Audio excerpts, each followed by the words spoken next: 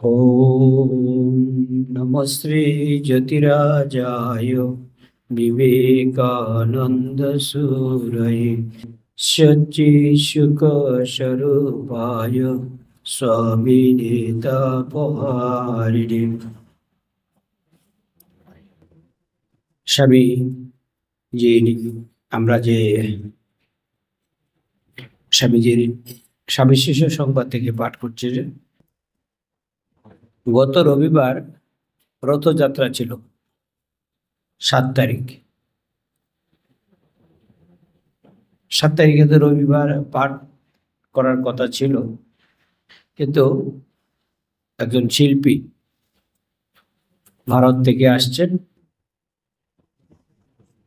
তার জন্য তিনি গান করবেন বলে আমাদের আর এই পাঠটি করা যায়নি সময়ের স্বল্পতার জন্য। যদি পাঠে বসা যেত তাহলে আর গান করতে পারতেন না, সেজন্য আমাদের পাঠ বাদ দিতে হয়েছে। অনেকেই বলছেন কেন আজকে পাঠটা হলো না, সেটা আগে বলে নিলাম।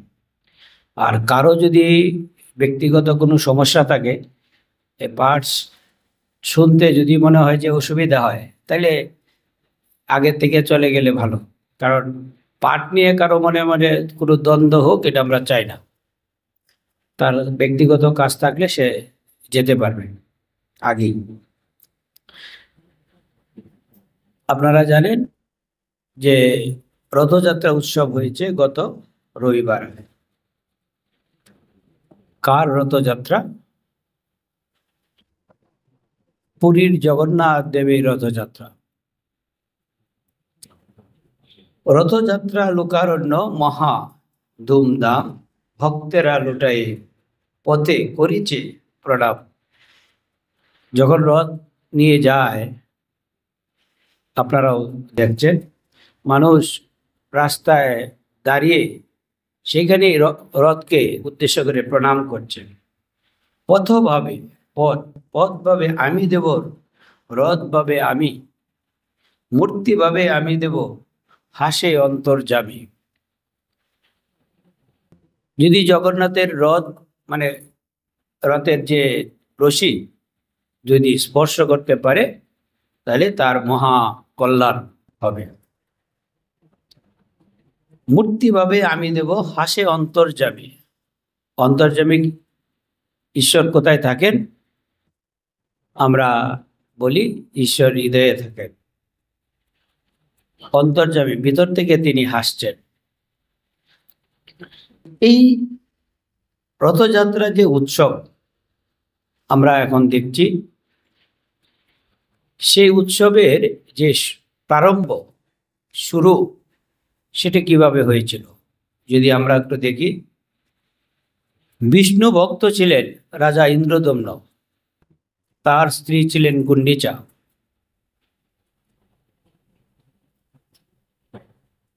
বিষ্ণুর উপাসনা করেন, কঠোর তপস্যা করেন। যদি রাজা ধার্মিক হয়, সেই প্রজা, সেই দেশের প্রজারাও ধার্মিক হয়। এটি একটা রীতি আছে। কারণ রাজাকে মানুষ দেখে, রাজা কি করছেন না করছেন চিন্তা ভাবনা করে মানুষ। পরম ভক্ত ছিলেন, তিনি গড়ে তুলেছিলেন একটি মন্দির।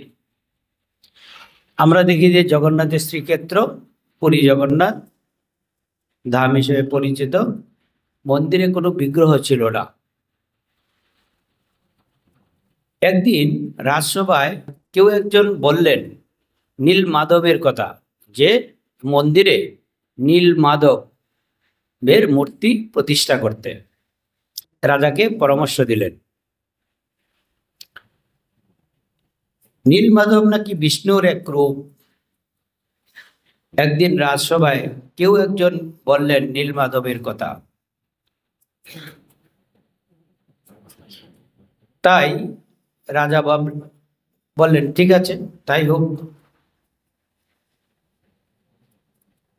এখন তাকে কোথায় পাওয়া যাবে, নীল মাধবকে কোথায় পাওয়া যাবে, এই চিন্তা ভাবনা শুরু করলো।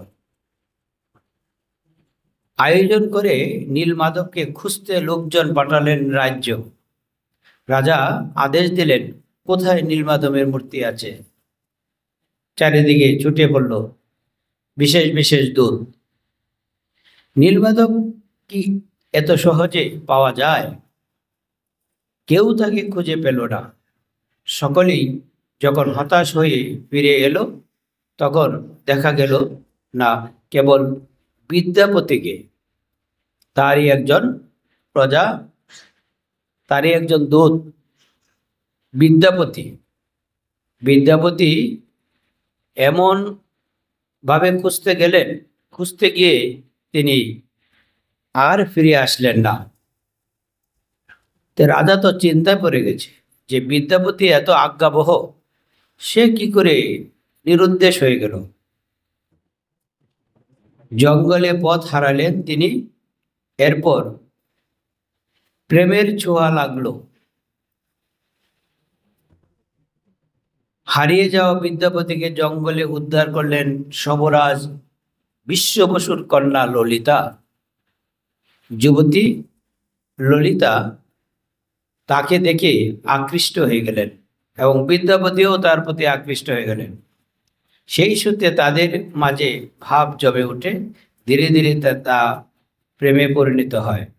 কিছুকাল প্রেম, তারপরে বিয়ে। জঙ্গলে বিদ্যাপতি সংসার করতে লাগলেন।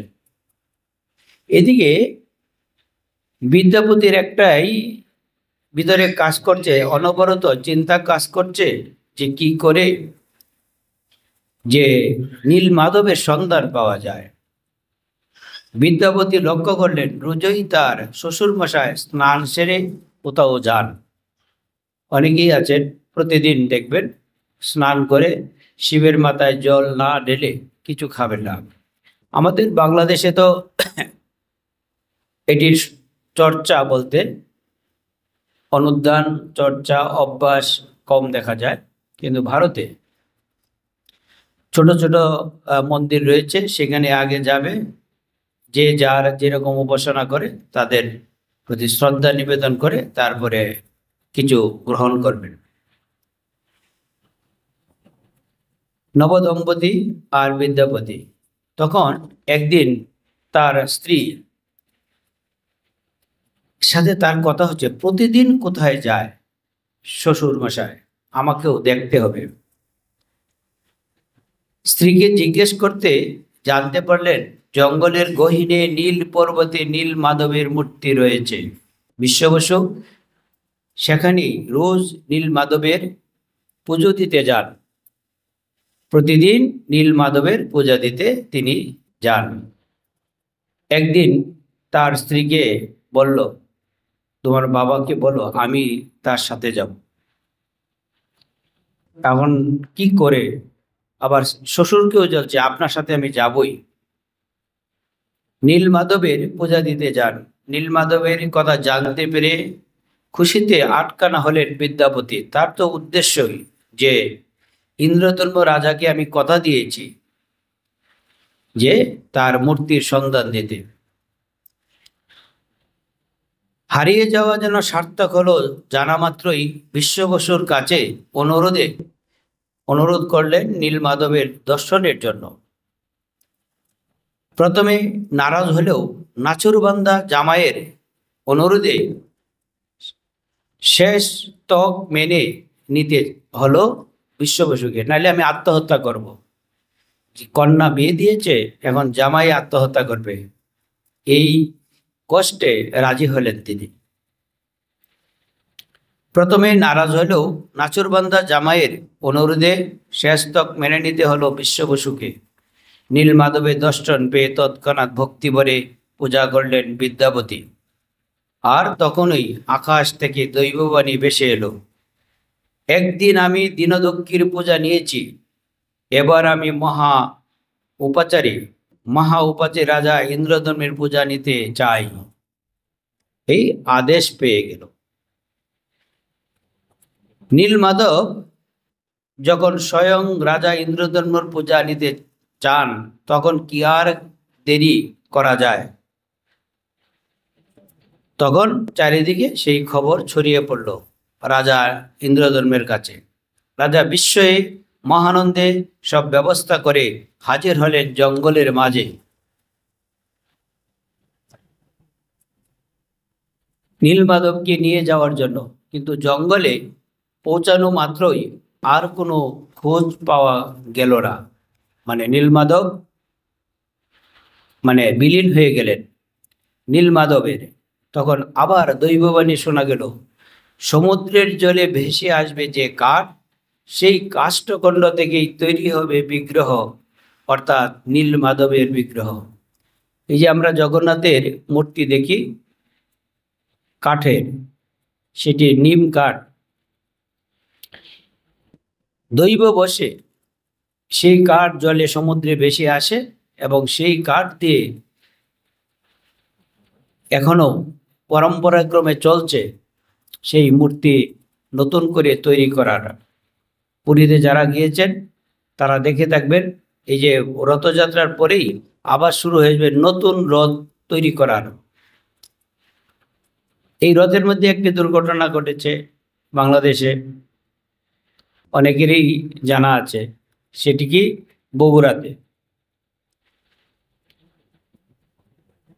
বগুড়াতে রথটা যদি কাঠের না হয়, যদি মেটালিক কিছু সংযোগ থাকে, এখন রাস্তাঘাটে তো বিদ্যুতের লাইন রয়েছে সমানে, যে কোনো জায়গাতে যে কোনো সময় স্পার্কিং হতে পারে।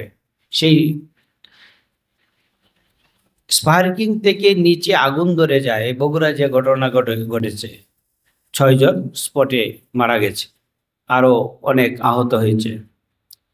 উৎসবে আনন্দ আনন্দ মানুষ লাভ করতে যায় ভগবানকে কেন্দ্র করে, কিন্তু সেখানে যখন এই দুর্ঘটনাগুলো ঘটে, তখন সারা জীবন যারা এই মানব জীবন আমরা যাপন করছি, সারা জীবন একটা পরিবারের একটা দুঃখ থেকে যায়। রথ আসলেই মনে হয় না আর কেউ যাবে না, কারণ ভগবানকে কেন্দ্র করে আনন্দ লাভ করার জন্য আমাদের যাওয়া, রথের রশি ধরা, রথকে স্পর্শ করা। আর সেখানে এই জীবনটি হয় যে দুঃখময়, সেটা যেন না হয়, সেই দিকেও লক্ষ্য রাখা উচিত। এই যে কাঠ বেশি আসলো জলে, মহাসমরে শুরু হলো বিগ্রহ তৈরির কাজ। কিন্তু কিভাবে তৈরি হবে? ভেসে আসা কাঠ এমনই শক্ত যে মূর্তি গড়া তো দূরে থাক।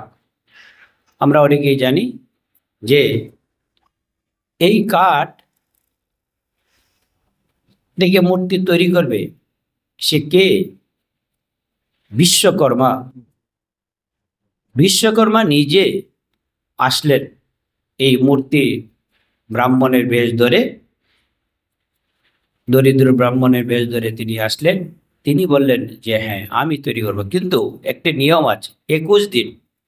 21 দিন আমি যে ঘরে মূর্তি তৈরি করব সেখানে কেউ যেতে পারবে না বা দেখতে পারবে না। এটি হলো তার প্রথম শর্ত। তাতেই রাজি হলেন। ভগবান তিনি গড়বেন ভগবানের বিগ্রহ, তবে একটি শর্ত আছে। শর্তটি এমন যে 3 সপ্তাহ 21 দিন পূর্বে কেউ তার কাষ্ঠমূর্তি নির্মাণ দেখতে পারবে না। শর্তানুযায়ী কাজ আরম্ভ করলেন দারুশিল্পী বিশ্বকর্মা। কিন্তু ইন্দ্রধনুর রানী, এই যে আমরা দেখি যে জগন্নাথ প্রতিমধ্যে অবস্থান করেন, এই যে আমাদের গুন্ডিচা ইন্দ্রধনুর স্ত্রী, তার 18টি সন্তান ছিল, কিন্তু 18টি সন্তানই তার বলি দিতে হয়েছে। ভগবানকে আরাধনা করলে ভগবান যে কি পরীক্ষা করেন দেখবেন, চরম পরীক্ষা। মানুষের সব কিছু উৎসর্গ করে দিতে হয়, তখন ভক্ত হিসেবে তার দৃষ্টান্ত স্থাপন করেন। 18টি সন্তান ছিল, একটি একটি করে সন্তানকে, এই যে ব্রিজের 18টি পিলার রয়েছে, সেই ব্রিজের 18টির জন্য 18টি মুন্ড দিতে হয়েছে। কিরকম দুঃখ, কিরকম কষ্ট। সেই গুন্ডিচা মা জগন্নাথ নিজে বলেছিলেন, থাকতেই বলেছিলেন, আমি তোমার বাড়িতে অবস্থান করব, 9 দিন এখনো এই যে ভক্তরা এই জগন্নাথ এই 9 দিন অবস্থান করেন, 8-9 দিন, এই যে ফেরার উল্টো রথের পর্যন্ত তিনি সেখানে পূজা গ্রহণ করেন। ভক্তের মনোবাঞ্ছা পূর্ণ করার জন্য ভগবান বারবার আসেন, বারবার তা প্রমাণ করে রেখে যান যে ভক্ত যেখানে, এই যে আমরা দেখি যে এই গুন্ডিচার বাড়িতে অবস্থান করছেন, এবারে পুরীর জগন্নাথে আপনারা অনেকেই দেখে থাকবেন 2 দিন হয়েছে। শেষ দিন মানে দ্বিতীয় দিন 8 তারিখে যখন বলভদ্রের মূর্তি নামানো হয় তখন মূর্তি পড়ে যায়। এগুলো তো এখন নতুন নতুন খবর। এটা সাধারণভাবেই একটু মন খারাপ হয়েছে ভক্ত যারা, যে বলভদ্রের মূর্তি পড়ে গেছে, এটা অমঙ্গল। অনুশোচনা করছে যে এরকম কেন হলো, কোনো ত্রুটি হয়েছে কিনা। ভক্তরা তো তাই নিজে নিজে খুঁজে বেড়ায়। আর ভক্ত কিরকম, যে আমরা মনে করি ঠাকুর দেবতার পূজা পার্বণ স্নান না করে পূজা দেওয়া ঠিক না, কিন্তু ভালোবাসা ভালোবাসা যার হয় তার কাছে কিন্তু এই বিধি কিন্তু মিলবে না। আবার কেউ মনে করবেন না আমিও কালকে স্নান না করে ভগবানের পূজা দেওয়া শুরু করব, এটা কিন্তু ভ্রষ্টাচার হবে। ভক্ত জিনিস আলাদা, এটা মনে রাখবেন। আপনার যদি সেই ভালোবাসা এসে থাকে, আমি বলতে যাব না কাউকে ইন্ডিকেট করে, সেটা আপনি করতে পারেন, কিন্তু আপনি বুঝবেন আপনার কতটুকু ভালোবাসা ভগবানের প্রতি এসেছে। কর্মাবাই আমরা দেখি 19 বছরে তিনি মারা যান, বাল্য বিধবা। পুরীতে প্রতিদিন জগন্নাথকে দর্শন করতে যেতেন, প্রতিদিন দর্শন করতে যেতেন। তে একদিন দেখতে দেখতে জগন্নাথকে প্রণাম করে আসছেন, তখন ভাবছেন প্রতিদিন তোমাকে আমি ফুল ফল দিয়ে পূজা দিই, আমার মনের মধ্যে আর শান্তি পাচ্ছি না, কি খিচুড়ি রান্না করে দেব। যেদিন থেকে খিচুড়ি রান্না করে দিচ্ছেন, যখনই পূজা শেষ হচ্ছে তখনই একটি বালক রূপ ধরে একটা বালক আসছে তার বাড়িতে, এসে তৃপ্ত সহকারে প্রসাদ খাচ্ছে, সেও প্রসাদ দিচ্ছে, সেও খাচ্ছে। স্বয়ং জগন্নাথ তার সেবা গ্রহণ করেছেন এই কর্মাবাই শিরোমণি। অল্প বয়সে তিনি বিধবা হন, কিন্তু জগন্নাথের প্রতি এত, রথ যখন যায়, এগুলো বলার কারণ হলো আপনারা পুরীতে অনেক গিয়েছেন, রথের সময় হয়তো বা গিয়েছেন, এই কর্মবাইয়ের বাড়ির এখানে রথটা দাঁড়াবে, আপসে আপ দাঁড়িয়ে যাবে, কোনো কিছু বলতে হবে না। ভগবান ভক্তকে দেখেন, এই কর্মবাইয়ের বাড়িতে তিনি সামনে দাঁড়িয়ে পড়েন, তখন ভক্তরা সেখানে নাচানাচি করছেন, উৎসাহ উদ্দীপনা আরো বেড়ে যাচ্ছে। এই যে ভগবান কবে কথা দিয়েছেন, এত বছর পরেও তা কিন্তু বন্ধ হয় নাই। এই জন্য ভক্ত যদি কেউ হতে পারে, সে ভগবান বাধা পড়ে ভক্তের বেড়া জালে, বলে ভক্ত এমন আবদার করে, তখন আর তার থেকে সরে যাওয়ার কোনো উপায় থাকে না। আর এই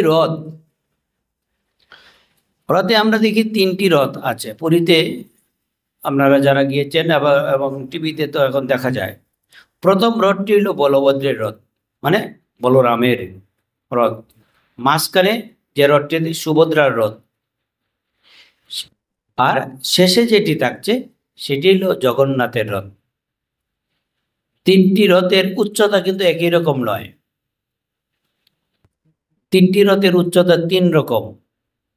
আর যে কাঠ আনা হয়, সেই কাঠে যে কাঠ পরিমাণে বছরে কাটা হয় তার 4 গুণ কাঠ সেই বনের মধ্যে লাগানো হয়, যে রথের জন্য অভাব না হয়। সেই পরম্পরা ক্রমে এখনো চলছে। সে রথের উচ্চতা কি? 44 ফিট হলো বলরামের রথ, 43 ফিট সেটি হলো সুভদ্রার রথ, 45 ফিট হলো জগন্নাথের রথ। এখন বাংলাদেশে জানি না, আপনারা তো অনেকে রথের সাথে জড়িত, রথের জায়গায় যারা রথ নিয়ে যায় দেখে থাকবেন, উচ্চতা ঠিক আছে কিনা জানা নেই, কিন্তু উচ্চতার যে রথটা যেই দিকে যাবে সেই দিকে তার ব্যবস্থা আছে কিনা নিয়ে যাওয়ার মতো, সেটিও কিন্তু ভাবনার বিষয়। কারণ রথে অনেকেই উঠে যান, কিন্তু ওই যে আমাদের বাংলাদেশের যে প্রেক্ষাপট, সেই প্রেক্ষাপটে আমরা দেখছি এই দুর্ঘটনাগুলো ঘটছে। গত বছর ত্রিপুরাতে এই রথকে কেন্দ্র করে 37 জন মারা গেছে। এমন মেটালিক ভাবে হয়েছে, বিদ্যুৎ মানে সরাসরি স্পর্শ করার সাথে সাথে এই ভক্তদের এই দুর্ঘটনা শিকার হয়েছে। সেগুলো আমাদের কি স্মরণ করিয়ে দেয় যে একটি রথ আসলো আর আমার পরিবারের এই আমি হারালাম, আমার সন্তান হারালাম, আমার স্ত্রী হারালাম। আর ভক্তরা তো আমার একবারে ভক্তিতে গড়াগড়ি দেয়, মনে করে জগন্নাথের রথ স্পর্শ করলে জীবন সার্থক। হ্যাঁ, সার্থক, কিন্তু আপনি কোনভাবে দিয়েছেন, কোনভাবে নিয়েছেন, এইটি এইটি হলো বিচার্য বিষয়। আমরা অনেকেই মনে করি দান দান করার একটি ঘটনা বলছি। একজন ভক্ত শেঠজি, তার দোকানে কাজ করে এক কর্মচারী। শেঠজির একটি সমস্যা হতে সে জগন্নাথকে দর্শন করতে আসতে পারছেন না। তিনি 100 টাকা দিয়ে পাঠিয়েছেন তার কর্মচারীকে, বলছে 100 টাকা জগন্নাথের এখানে মানে প্রণামী দিয়ে দিবে। সে প্রতিমধ্যে আসতে গিয়ে এমন একটি অবস্থায় পড়ল, তীর্থযাত্রীরা খুব ক্ষুধার্ত। একটা তীর্থযাত্রীর দল, অনেক আগের ঘটনা, তীর্থযাত্রীর দল তারা ক্ষুধার্ত হয়েছে, কিছু কিনে খাবে, তাদের টাকা নেই। আর ও কি করলো, ওর যে অতিরিক্ত টাকাটা আছে 98 টাকা দিয়ে ওদেরকে কিছু খেতে দিয়েছে, কিনে দিয়েছে খেতে খাওয়ার জন্য। আর 2 টাকা রেখেছে, 2 টাকা নিয়ে জগন্নাথের প্রণামী দিয়েছে। ওই শেঠজি জগন্নাথকে রাত্রেবেলা দর্শন দিচ্ছে যে 2 টাকা আমি পাই নাই, 98 টাকা আমি পেয়েছি। তোর যে প্রণামী পাঠিয়েছিস 98 টাকা আমি মানে পেয়েছি, 2 টাকা আমি পাই নাই। 2 টাকাটাই মিসিং হয়েছে, প্রণামী দিয়েছে ওইখান থেকে মিসিং হয়েছে। আর 98 টাকা যে দিয়েছে ভক্তদের, ওই যে বলছে না, শ্রীরামকৃষ্ণ যে বলছেন যে শিব জ্ঞানে জীব সেবা, শিব জ্ঞানে সেবা করলে সাধারণ মানুষের ভিতরে যে জগন্নাথ কি, জগন্নাথ প্রত্যেকের ভিতরে জগন্নাথ রয়েছেন। আমাদের যারা এখানে বসে আছি, কিন্তু জগন্নাথকে দেখার, জগন্নাথের চোখটা দেখবেন গোল, মানে সবাইকে সমান দেখেন তিনি। আর এই যে 21 দিন পর যে ঘটনাগুলো ঘটলো, 21 দিন পর যে এই গুন্ডিচা দেবীর রাজা ইন্দ্রধর্ম কেউ যাচ্ছে না, কিন্তু রানী সন্দেহ হয়েছে, কোনো শব্দ পাওয়া যাচ্ছে না। উনি গিয়ে দেখলেন যে কেউ নেই। এই দেখার পরে আর ফিরে আসেনি বিশ্বকর্মা, আর ফিরে আসেনি। এটি হলো আসল রহস্য। অসমাপ্ত জগন্নাথের মূর্তিতে পা নেই, হাত নেই। জগন্নাথের মূর্তি যারা দেখেছেন, পুরীতেও দেখে থাকবেন, আর এখানেও তো আছে, হাত নেই, পা নেই, সবগুলো বিচ্ছিন্ন, কিন্তু জগন্নাথের মূর্তির প্রতি কত আকর্ষণ। ভগবানের যে কোনো একটা রূপ ভক্তের মনোবাসনা পূর্ণ করার জন্য না, যে কোনো একটা রূপ মানুষকে আকর্ষণ করে। ভগবান যে সব বলছে, সব কিছুতেই তিনি নিহিত রয়েছেন। আমরা যা দৃশ্যমান জাগতিক জগতে দৃশ্যমান জিনিস আমরা দেখছি, প্রত্যেকটি জিনিসেই তিনি নিহিত আছেন। শুধু বিশ্বাস করে আপনি কাজটি করলেই হলো, উপাসনা করলেই হলো। ভক্ত প্রহ্লাদের ঘটনা তো আপনারা অনেকেই জানেন। ভক্ত প্রহ্লাদ একটা স্তম্ভকে দেখিয়ে জিজ্ঞাসা করছে, এখানে কি আছেন? হ্যাঁ আছেন, ভগবান আছেন। বিষ্ণু সেখান থেকে নৃসিংহ মূর্তি ধরে আকৃতিতে তাকে হত্যা করেছে। এগুলো তো অহরহ ঘটনা। ভগবান সর্বত্রই রয়েছেন, এটি শাস্ত্র বারবার বলছেন। কিন্তু ওই ভাবনা নিয়েই যদি আমরা তাদের সেবা করি, তাদের পূজা করি, তাহলে দেখবেন এই জীবন সার্থক। এই জগন্নাথের রথকে কেন্দ্র করে এই উল্টা রথ, মানে আগামী দিন উল্টা রথে ফিরে আসবেন। এখানে দেখেন কোনো দুর্ঘটনা না ঘটুক, আমাদের প্রার্থনা থাকবে ভক্তরা যাবে তাদের আরাধনা করতে, ভগবানকে আরাধনা করতে, মনে যেন সে ক্লেশ, এই দুঃখ কষ্ট যেন উদ্রেক না হয়, সেটির দিকে লক্ষ্য রাখা উচিত। কারণ ভগবান আসেন আমাদের আনন্দ দান করার জন্য, আনন্দ দেওয়ার জন্য, নিরানন্দের জন্য নয়। এত বছর পরেও এই জগন্নাথপুরীতে অনেকে আপনার মনে করেন একাদশী, অনেকেই প্রশ্নও করেন যে একাদশীতে কি অন্ন খাওয়া যায়? জগন্নাথের এখানে কোনো একাদশী নেই, প্রতিদিন অন্নভোগ রাঁধছে। আর এলো মহাপ্রসাদ, যখন জগন্নাথেরকে ভোগ নিবেদন করা হয়, সেই ভোগ বিমলা দেবী সেখানে রয়েছেন, তার কাছে সেই ভোগের আবার সেখানে নিবেদন করা হয়। সেই বিমলা দেবী যখন গ্রহণ করেন, সেই প্রসাদ হিসাবে আসে, মহাপ্রসাদ হয়ে আসেন। আর এই জগন্নাথের এখানে জাত বিচার নেই, সেখানে সকল মত পথের মানুষ একই সাথে বসে প্রসাদ গ্রহণ করে, সেখানে কোনো কিছু ভেদাভেদ নেই। আর কেউ অন্ন মানে না খেয়ে অভুক্ত থাকে না। অন্নপূর্ণা, এই আমাদের কাশীতে অন্নপূর্ণা রয়েছে, সেখানে কোনো দিন একাদশীর ভোগ নেই, অন্নপূর্ণা একদম অন্নভোগই হয়। বৃন্দাবনে আমরা অনেকেই মনে করি শ্রীকৃষ্ণ বৃন্দাবনে আছেন, সেখানে বোধহয় একাদশী হয়, সেখানেও অন্নভোগ হয় প্রতিদিন, একদিন না প্রতিদিন। যে একাদশী করে করে, যে একাদশী করে না তার জন্য তো নয়। তো ধর্মটা কিন্তু ওইরকম নয়, একাদশী করলে মন পবিত্র হয়, ঠিক আছে, কিন্তু সবাই যে একাদশী করতে পারবে তা নয়। অসুস্থ রোগী অনেকেই থাকেন, একাদশী তার করা উচিত নয়। ইনসুলিন নিতে হয়, অনেকেরই অনেক সমস্যা আছে, সে যদি উপবাস করে তার কি হবে?